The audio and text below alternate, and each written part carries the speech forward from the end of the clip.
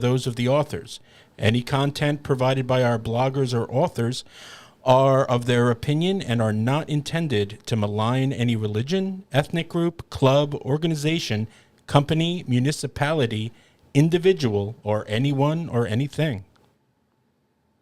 He's a surgeon. He's a 100-ton boat captain. He's a lieutenant on Seaside Heights Beach Patrol in New Jersey. He's a member of the Coast Guard Auxiliary.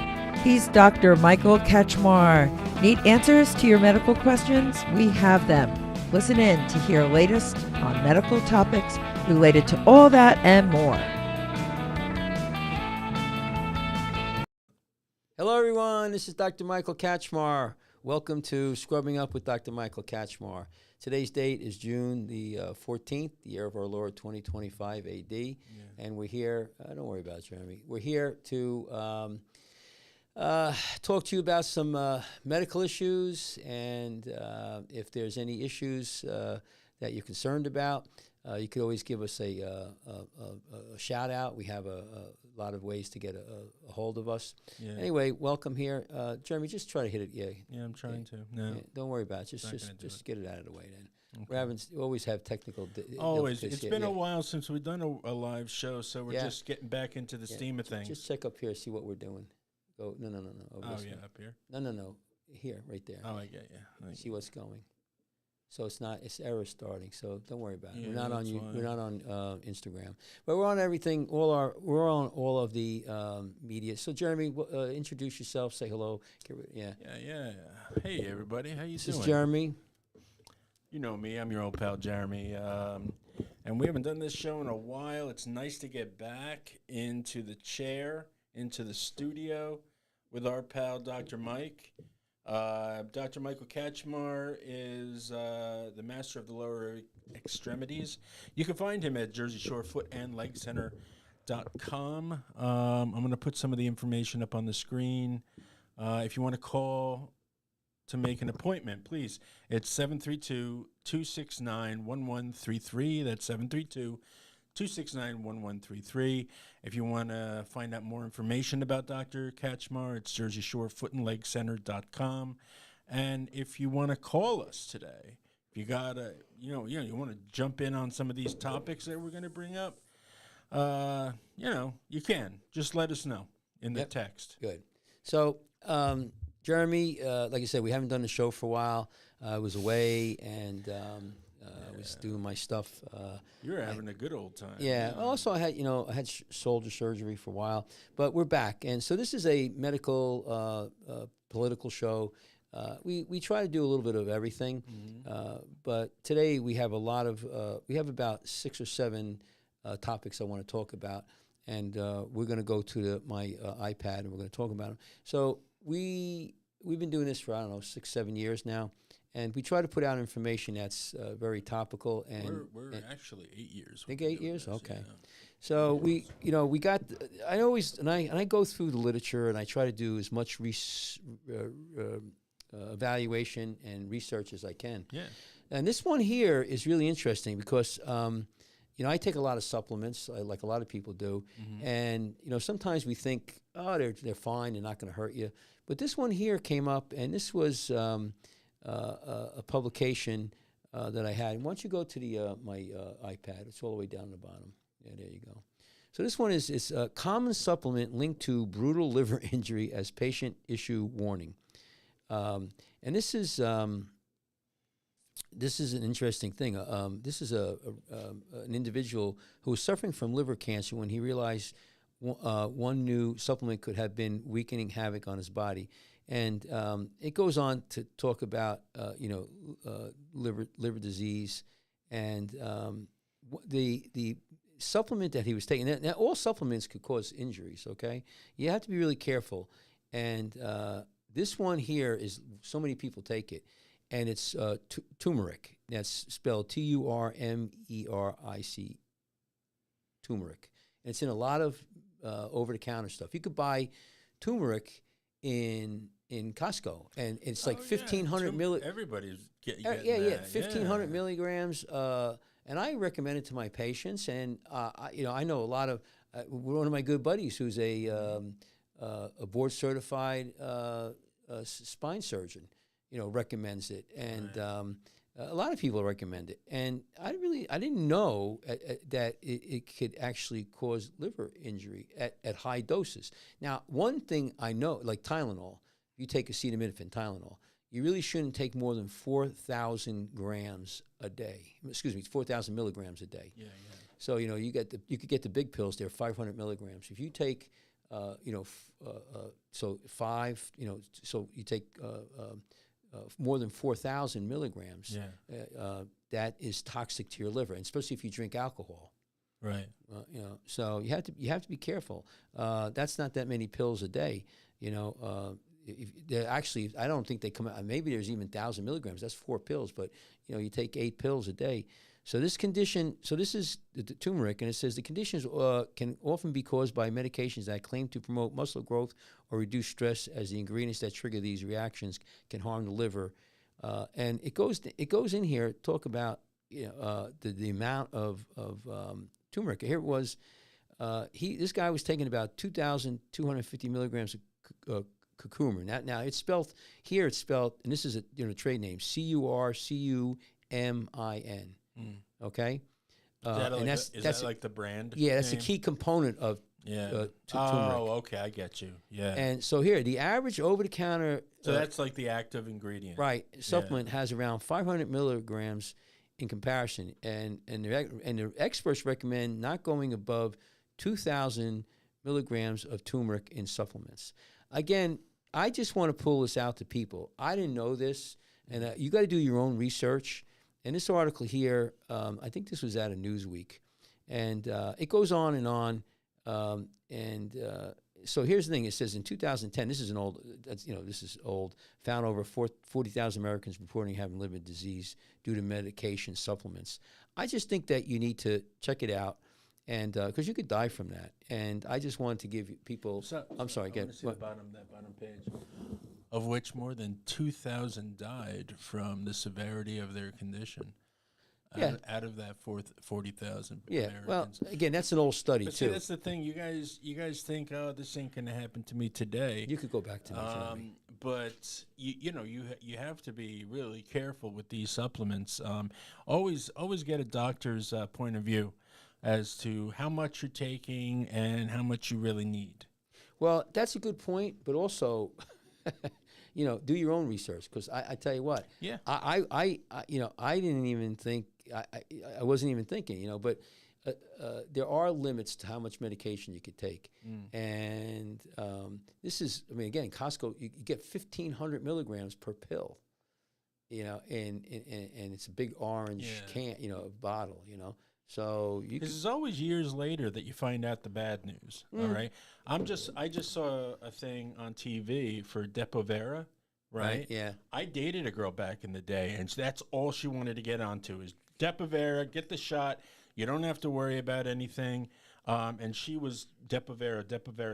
Now it's saying it's going to cause all these conditions, and look them up for yourself, but. I worry about that girl, and I used to know years ago. Yeah, Jesus Christ, what's happening with her? Right. Because you know what, and this is the irony of it. Her mother was on this supplemental was fast for losing weight. Yeah, and it ended up causing like brain disorders and stuff. You got to be really careful. I think that. What I would recommend if anybody's on supplements and any medication, every once in a while you should get blood work done, at least once a year, because if you do blood work, you can see your liver enzymes. You can see if it's affecting your liver, or your kidneys, or your blood count. Your white cells, your red cells. If you're anemic, I think it's a really good. A simple blood test. It's a little pinch. It's not that expensive. Most people who have insurance, it's covered. And, it is a pain in the ass. You got to go to the doctor and get a script and all of that. But I tell you, it's very important. So if you're worried about taking supplements and you don't know if it's affecting you, get some blood tests. It's usually pretty straightforward, Sure. And you could talk to the doctor, but I think you could do your research too. There's a lot. It's not that hard. You could find out really very easily. Now, now we're gonna get into some other heavy duty stuff here. Oh, here we go. Yeah, you know my whole thing about marijuana and everything, and this And that's, I gotta tell you, the marijuana now, right? What you're getting in the stores, it's heavy duty stuff. they got newer stuff now. They got stuff that emulates Ozempic. They got stuff that's that emulates ecstasy, and mushrooms and stuff. So you gotta be a lot more careful when you hit that pot store nowadays. Well, this is an interesting thing because remember a few years ago, all these people were dropping dead. Young athletes, right. Some movie stars. Anyway, this is just an article that came out in the Daily Mail, and I want to. This is interesting because it was a study where people are dropping dead at home more than in the hospital, and so they're just trying to figure out why. So go back to my iPad thing. So here it is here. You brought it to the top. Okay. Yeah. So this is Daily Mail, and this is an article. It says doctors warn of massive spike in Americans suddenly dropping dead from unexplained heart disease, and it goes on here. This was a researchers at Mass General Brigham and Harvard affiliate found heart-related deaths gone up to 17% in the years following the COVID pandemic. This is all with COVID stuff, and I'm not saying it's the injections or maybe the disease itself, but they've seen these more deaths at home. Okay, and now some of these people are saying that people were missed until it was too late. Part of the article discusses that maybe people weren't going to the doctors because of the COVID epidemic and they weren't getting checked out, and so their heart disease was getting. And you know what? Not for nothing. And I know we don't want to go too far into stuff like this, but we weren't allowed to ask about vaccines back then. We had very little information that they were freely giving to us. So, you know what? Time passes. And shit like this happens. Right. So here, this part here says the COVID virus, which is thought to have infected over 100 million Americans, have been shown to cause damage to the heart and blood vessels, which may be a factor. So that's number one. We don't know. But example, a study this week found smoking marijuana or consuming edibles may raise the risk. And I have another article about that, just the edibles too. I'm interested in finding out the statistics on how many of those people who had those results from COVID, how many of them took the vaccine and how many didn't. And like, what are those numbers? Because they're less likely to show those numbers where they might. The vaccine might be the blame to it. I know I have a lot of friends who have complications because of the vaccine, and so I mean, even that, it's a real thing. And today we're finding out more and more of the truth of what was going on into these vaccines. Right. And we had information of back in the day. Yeah. So I'm sorry. Go. You could go back to me. I hit the wrong thing here. So. You're absolutely right. It's an interesting thought here. But again, what the big thing here is it could be the vaccine. But I also want to say that they're blending in this article with marijuana, and that's something that I want people to understand. Is that there's an issue? With the hang on, so let me get rid of this. There's an issue with that, with marijuana and not just the smoking of it, but the eating of it, okay? And let me just find another article here for you and just make sure. So here it is here. Let me get rid of this one here. My whole neighborhood smells like pot. Like all the neighbors have gotten together and they're complaining because there's neighbors that just sit outside and smoke. And it all comes into our houses. Yeah. All right, go back to, so let's talk about this one here. So here, this is where this kind of dovetails into that. It says, this is an article out of Healthline. It was published a couple of weeks ago. It's chronic cannabis use, including edibles, linked to endothelial dysfunction. In other words, it's affecting the arteries, the inner lining of the artery of the heart, of the blood vessels in the heart, and maybe the heart itself. Chronic cannabis use is bad for your heart, whether you smoke it or consume edibles, according to a new study. Researchers found evidence of endothelial dysfunction, an upstream risk factor for cardiovascular disease in cannabis users, regardless of how they use the substance. the research adds to the growing body of research suggesting that cannabis is not benign. I recommend people go to the CDC webpage, and there's article upon article about the effects of cannabis on the heart and heart disease. And so here it is. The new research has linked. So we call it the THC. That's the active part. So that's the tetrahydrocannabinoid. This is a psychoactive compound in many cannabis products, and it impairs vascular function, a known risk factor for cardiovascular disease. All right, and a growing body of evidence suggests that smoking THC containing cannabis likely harms heart health, but far less is known about other forms of cannabis, such as vaping and edibles. That's the funny thing, edibles. So the use of THC-containing cannabis edibles has surged in popularity as legalization has sped across the United States. But a new study published, let me just give you, and then you could ask, but a new study published in May of 28th, this May, in JAMA, that's the Journal American Heart Association, Cardiology, JAMA, suggests that both models of cannabis consumption, smoking and ingesting, are associated with endothelial dysfunction comparable to tobacco smoke in healthy adults. What were you going to say, Jeremy? I'm sorry. Well, I'm just saying all these new gummies and stuff. I mentioned it earlier. They got gummies for Ozempic. They got gummies for ecstasy, gummies for mushrooms. But see, everything new that comes out, it's going to be years before we truly know the ramifications of these things. So you really do have to be careful. Yeah.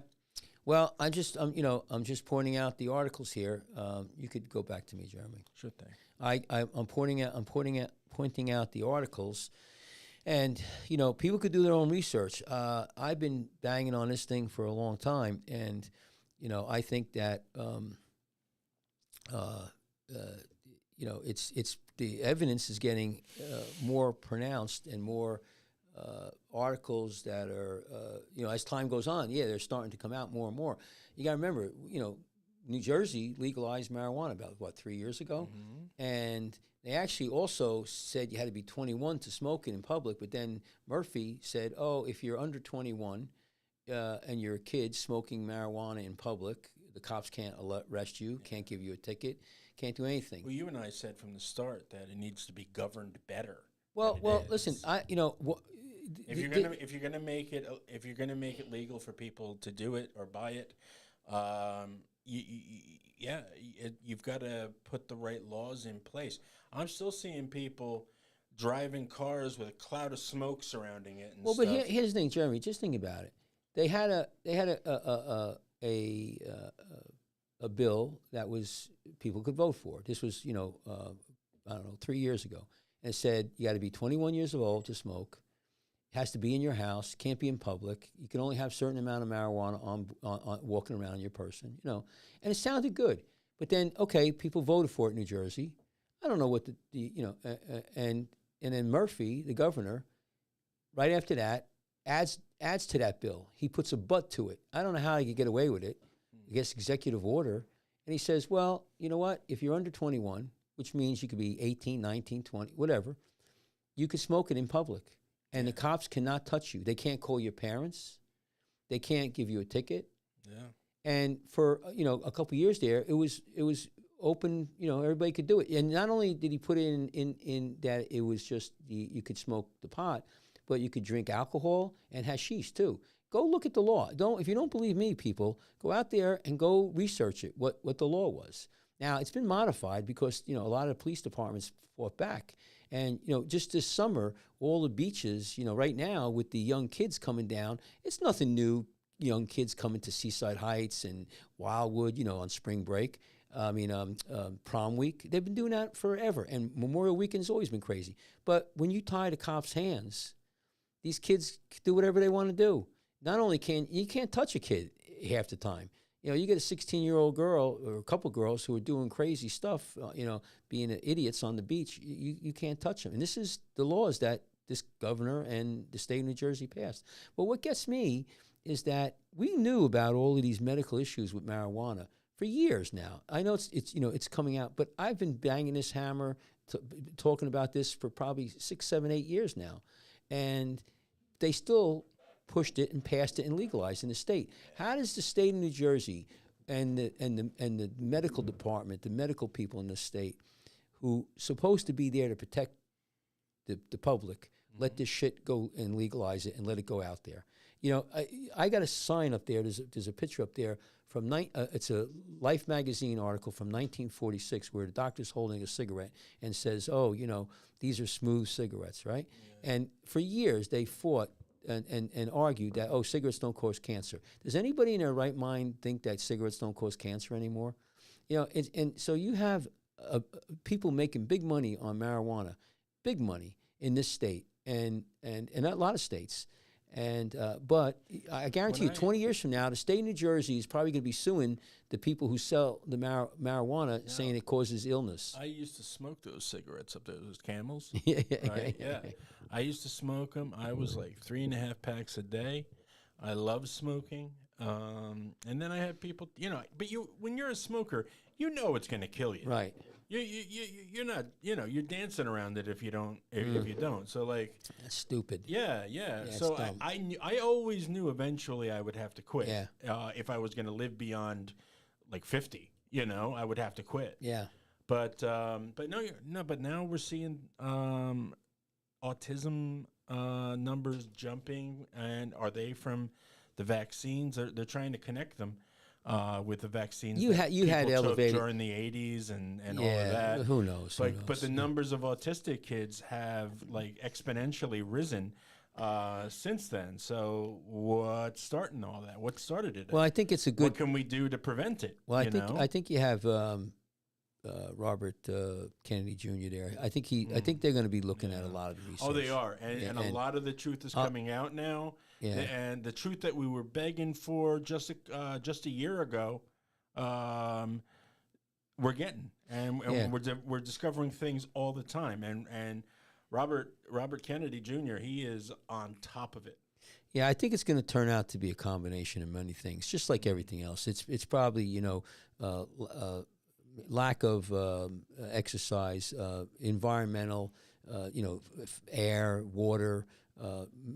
Food, and it goes on and on. But I want to keep going here. We have another article, but don't go to me yet. But don't go to the iPad yet. This is people who travel. People travel a lot, South America, all over the place, and we forget about that. There's still a lot of diseases out there, and there are vaccines for this. But you could go to iPad now. So this is another article. And I just want to throw this out because people are traveling now, especially in the summertime. Health officials declare emergency as dangerous disease skyrockets across multiple countries, emphasizing the importance of active surveillance. So the cases of yellow fever, that's an old throwback. They used to have in the United States, in Boston. Yellow fever, by the way, is spread by mosquitoes. So the cases of yellow fever have been on a rise in various parts of South America, tripling 2024 numbers for the mosquito-borne disease and resulting in a startling uptick in human deaths. So yellow fever will kill you. You could hit one thing about a yellow fever. Once you get it, you're immune to it after that if you survive. Right. And also that's spread by mosquitoes is malaria. And malaria could kill you, but a lot of times you carry the organism in you. And so what's happening? It says the University of Minnesota Center for Infectious Disease Research and Policy shared in mid-May, 5 South American countries confirmed 212 cases of yellow fever and 85 deaths related to the disease. These numbers reflect cases from late December 24 to April 26, 25. Most were in Brazil, followed by Colombia, Peru, Ecuador, and Bolivia. Although the 24 cases of yellow fever centered in Amazon region, 25 cases have been predominantly found further from the river. The trend may indicate that mosquito carrier yellow fever are spreading to new areas to impact large populations. Point is that, and also there's another one that I seen, and I this is down in British Virgin Islands, is the mosquito-borne disease is called dengue fever. That's DENGUE, dengue fever. I've heard of that. Yeah, and they call it bone break fever, And you know, there's a lot of reasons for it, but It makes your bones brittle? no, but it makes you feel like your bones are breaking. Oh, wow. That's how bad you get a lot of muscle pain, and but there, you know, the mosquito-borne diseases are a growing concern in the United States. I'm just saying vigilance. Now, if you're going to go to these other countries, you know, there are vaccines. You got to be careful where you go. So, to inform the public, the World Health Organization realizes a disease outbreak update detailing the yellow fever situation in South America. It described how the governments of Bolivia, Brazil, Colombia, Peru, and Ecuador have responded to the yellow fever outbreaks by increasing preventative measures, including testing, monitoring, and immunization efforts. So if you're going to go down there, you know, visiting, you should go talk to your doctor about whether or not you might want to get a vaccine for, you know, these the things that are down, especially if you're going to be going in the Amazon. I had a friend of mine, you know, he said, oh, you're not going to go down. I have friends who live in Brazil, excuse me, and they just recently went on a trip. They paid for it to go down the Amazon, you know, in a canoe or whatever. I mean, it's a big tourist thing, you know. So you're going in there, and I don't know if they were vaccinated. I should ask them, you know, whether or not that was part of the thing. Yeah. But you know, you get yellow fever, man. That's a tough one, you know. And so it says with vaccine, yellow fever is preventable disease. So the World Health Organization recommends immunization for individuals over 9 months old. So, you know, you might want to think about getting a vaccine if you're going to be going down to these countries, especially if you're going to go in the Amazon. I mean, it's you know, people do it. And, you know, with planes now, I mean, you know, it's amazing. You know, you go to Newark and you could be in Brazil I don't know how long the trip is, maybe, you know, 10 hours or whatever, but you could be in that Amazon, you know, and so you might want to think about this. Also, I went to Ecuador and all I got was this shirt and yellow fever.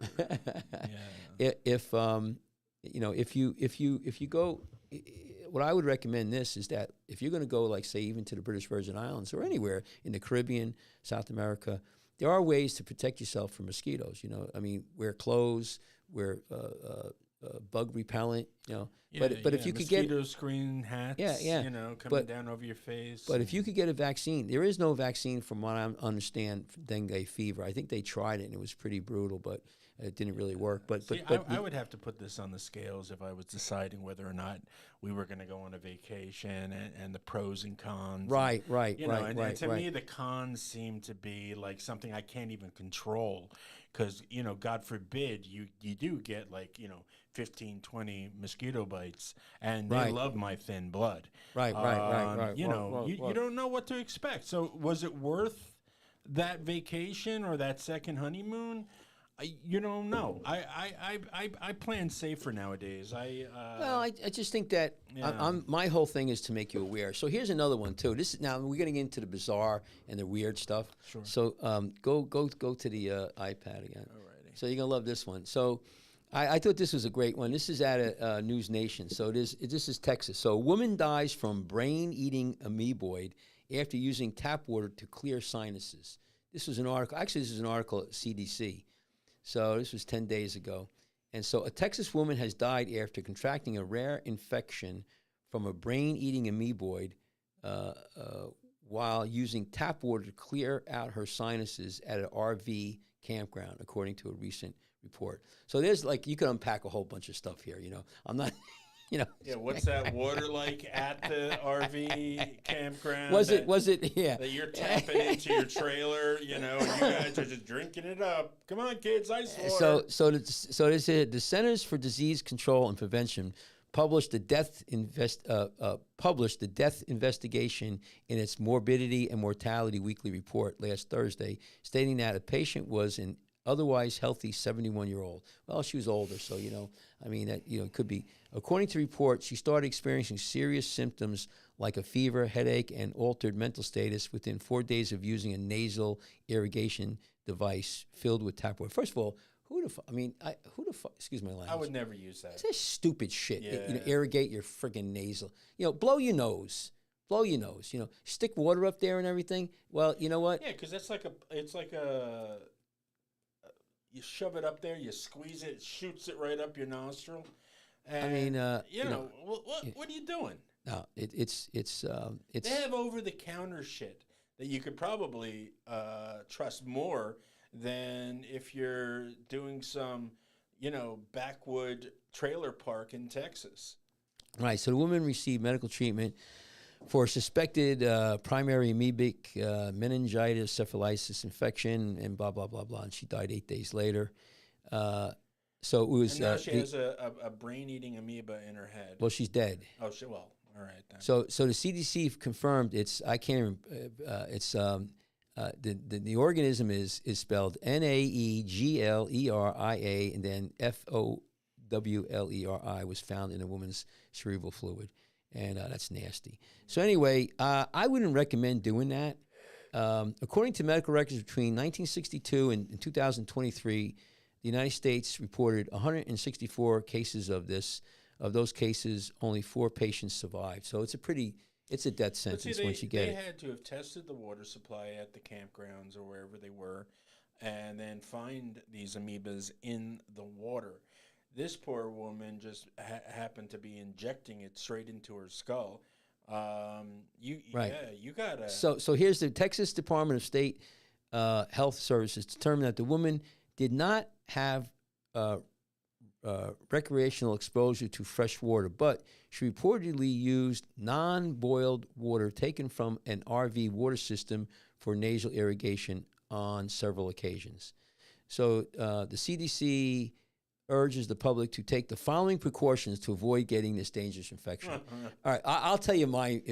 Don't fucking do it. Don't stick shit up your nose. All right, but listen. I remember, back in the day with cocaine, and how much that just doing that, people lost their holes. Hold your nose or wear. It says hold your nose or wear a nose clip if you are jumping or diving into fresh water.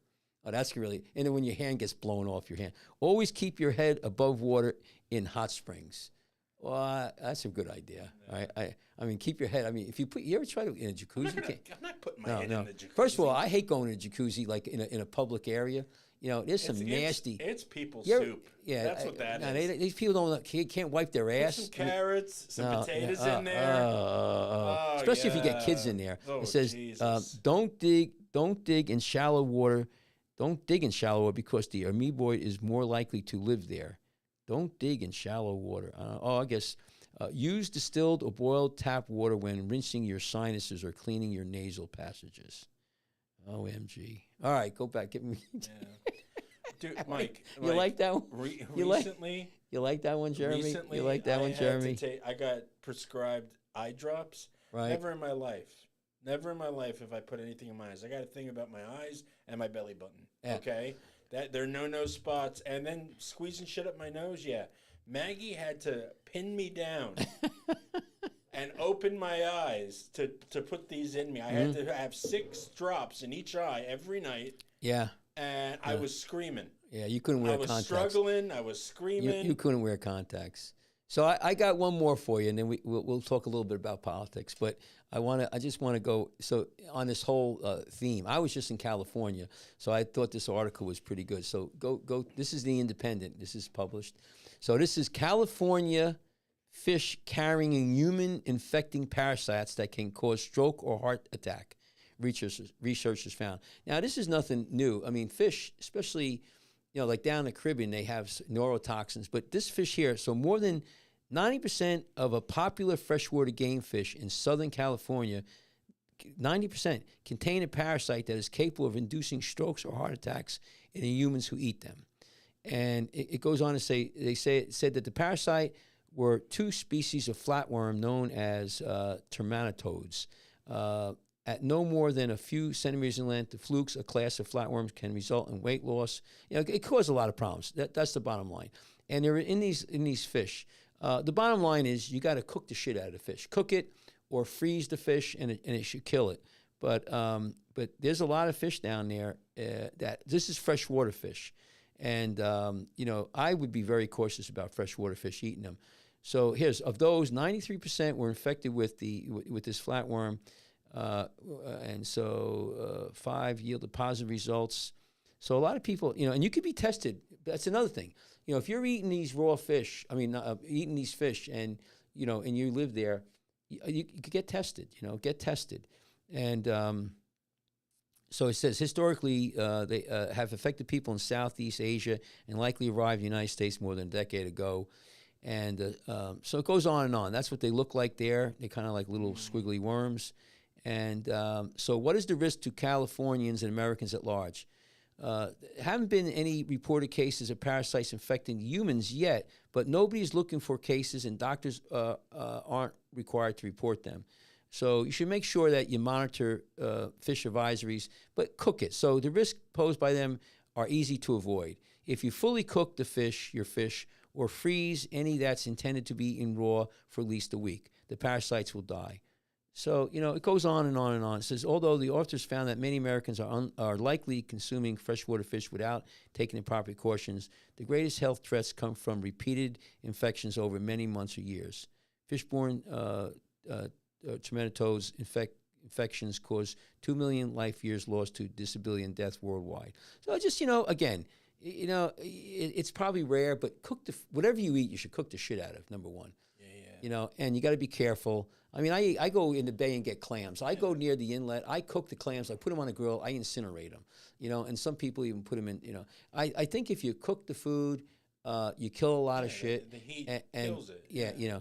And how about this, though, Jeremy? How about grinding up the fish and doing nasal... That's the only way to clear the passage, Mike. Yeah. I got to tell That'd be really...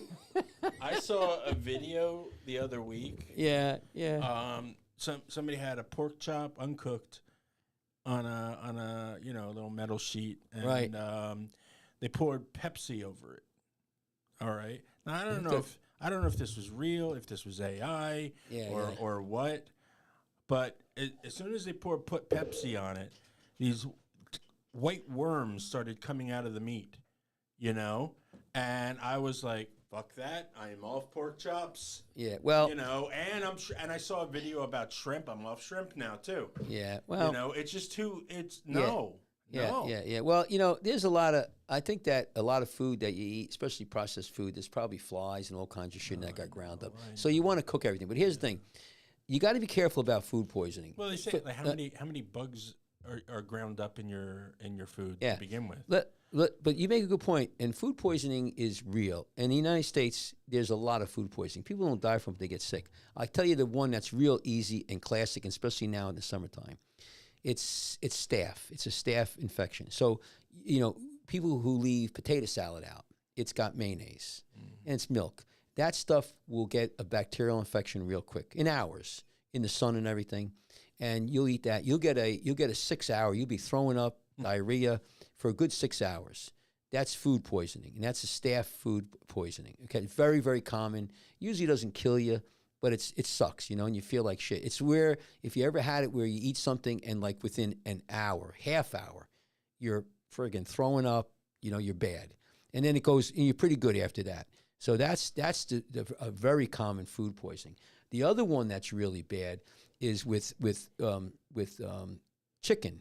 And when you take chicken and you cut it up with a knife, say, and then you take that knife and cut bread up or something, and that raw, juice has salmonella. Now that's a bad one.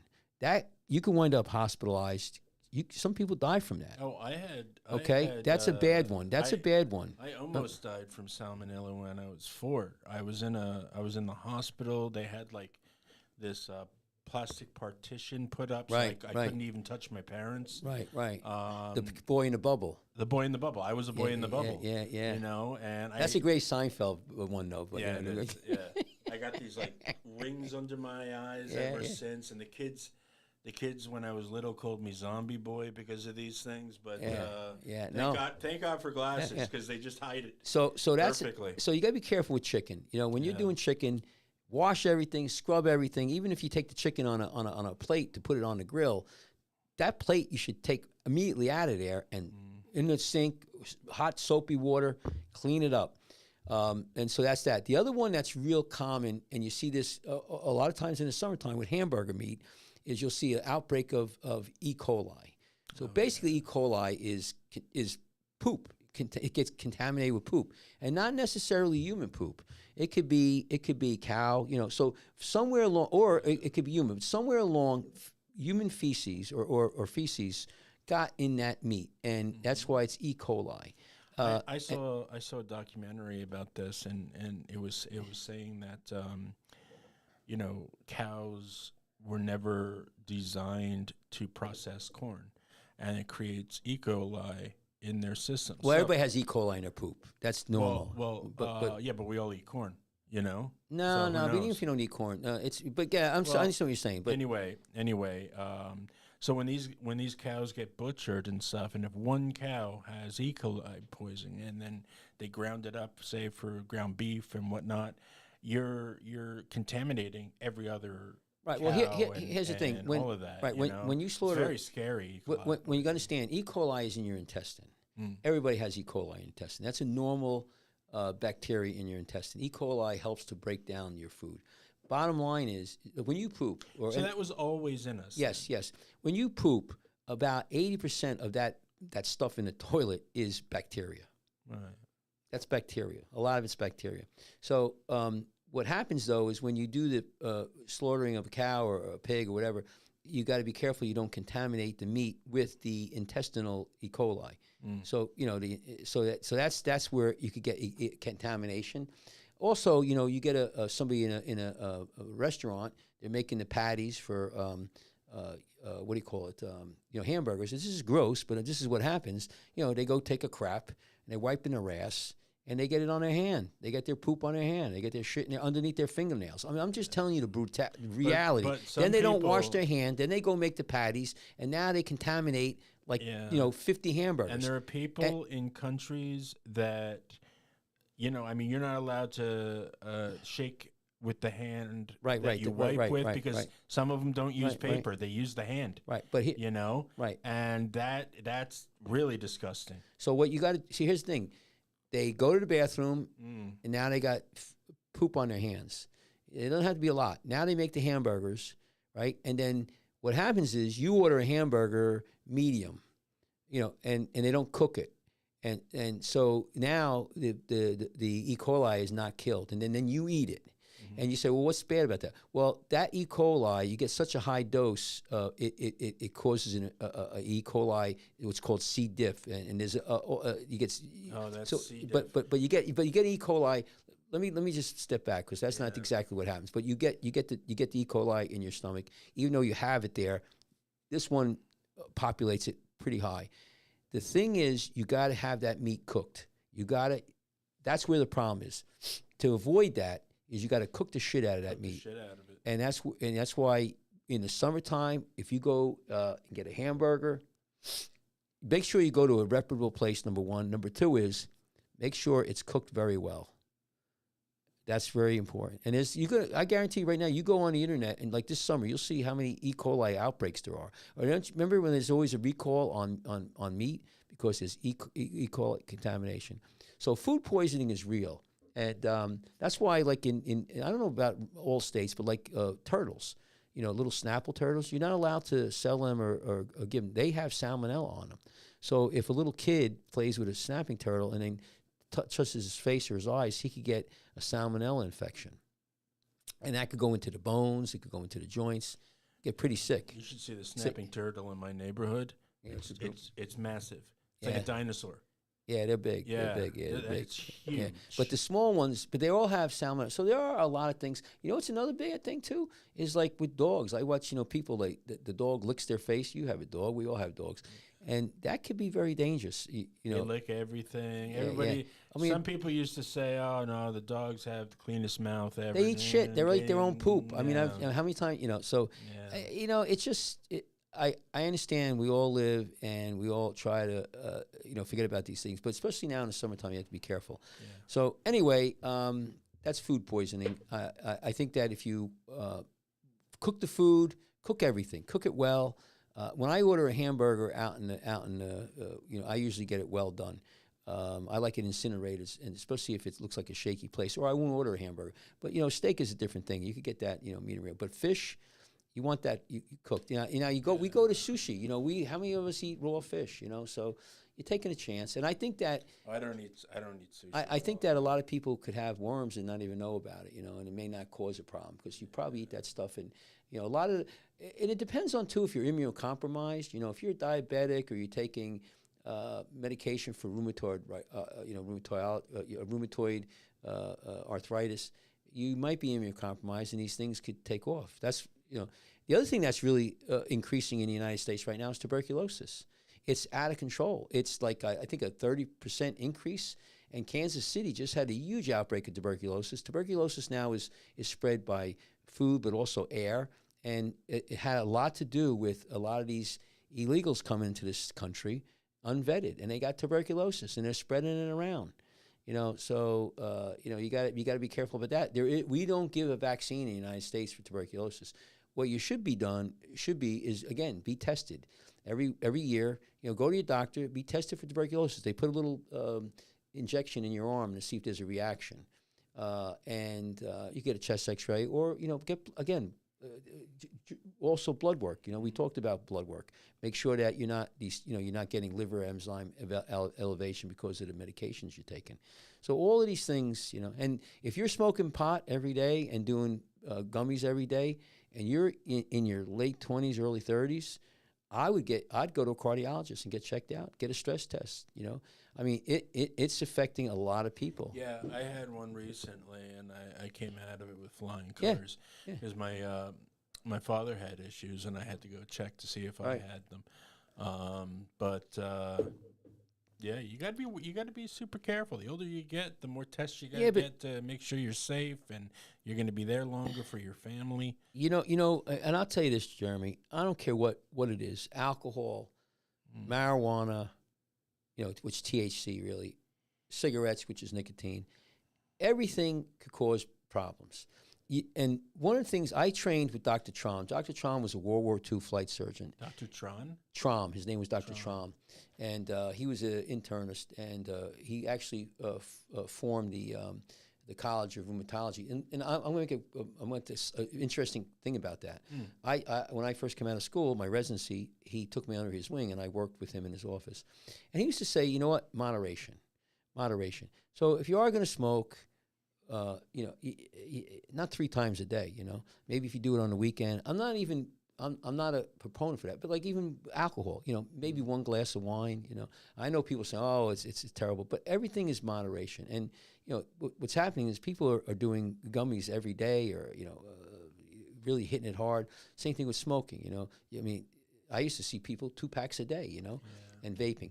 But the whole thing is moderation too. And then, get checked. If you're going to be doing this stuff, get checked. Get some blood work every once in a while. Go see a cardiologist. If you don't want to stop it, see a cardiologist. I know a guy who has had multiple stents, multiple heart attacks, and he was smoking pot out the ass for years. Yeah. And he had a family history. And then I remember he's asking me, "Oh, you think it's the pot?" I'm like, "Oh no." It's not. What do you? I'm very aware of this stuff because we do this show, and I learned so much from you. Yeah. That because I do smoke pot, but I smoke it in a vape. I don't do gummies, and I only smoke it at night when I'm settled in bed. I'm not doing anything else. I smoke it, and then I'm done. Right. I make and then you let your dog lick your face. Though, I let my dog lick my face, and that kills me. Yeah. You got, and then you eat. Then you have potato salad that was sitting out all day. Oh yeah. So listen, I want to make one. I got to tell you one story. This is great. Okay. And then we got to knock the show down. So Dr. Trom, right? I worked with him, and I started like the late '80s, and he was an old time. He was a World War II doc, right? Mm-hmm. And let me just get rid of this here, and he passed away, and he had a son who was a rheumatologist, right? He had 2 sons. Anyway, he taught me a lot, and I worked with him for years and years, and then Dr. Lario, who came on board, was a young internist, and we had a big practice together. Anyway, I went to Hawaii just recently, and with a bunch of drug reps, right? And I'm on a sailing snorkeling thing, sailing thing. In Hawaii, Hawaii, right? And so I'm sitting there and I'm talking to the drug rep, and this one guy, I don't know him. It's just he was sitting there, and we were going out to go snorkeling, right? There was maybe 100, not 100 people, probably maybe like 30, 40 people on this boat, right? And they were all drug reps and their husbands. And so the one guy, I hear him talking to his other people. He reps rheumatologist. And I'm like, wow. And I hear that, and I go, hey, I said, it's funny. I worked with a guy years ago who basically founded the American College of Rheumatology. Oh, wow. And he goes, oh yeah, who is that? I go, Dr. Trump. He goes, no shit. He goes, I know his son real well. He goes, we're actually going to a meeting in Barcelona or something.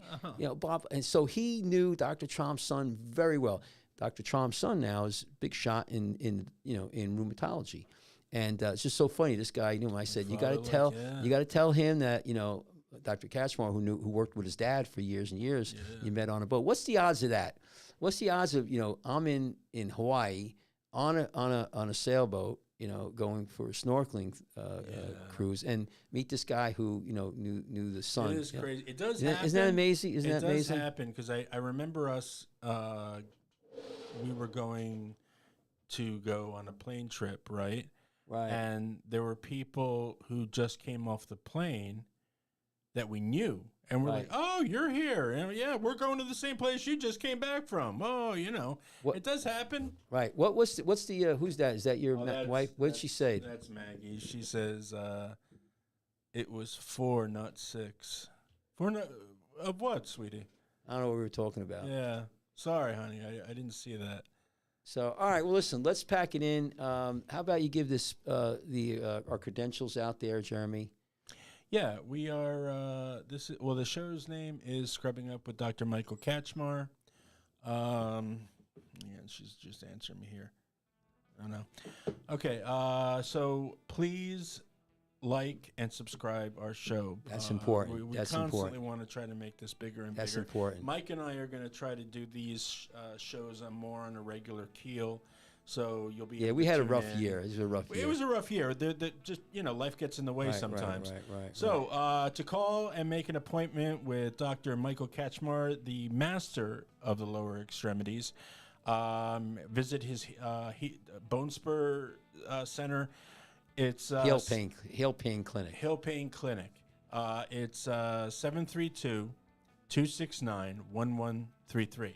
That's 732-269-1133. For more information about this incredible man across the table from me, please go to JerseyShoreFootAndLegCenter.com, because that's the name of his business, the Jersey Shore Foot and Leg Center.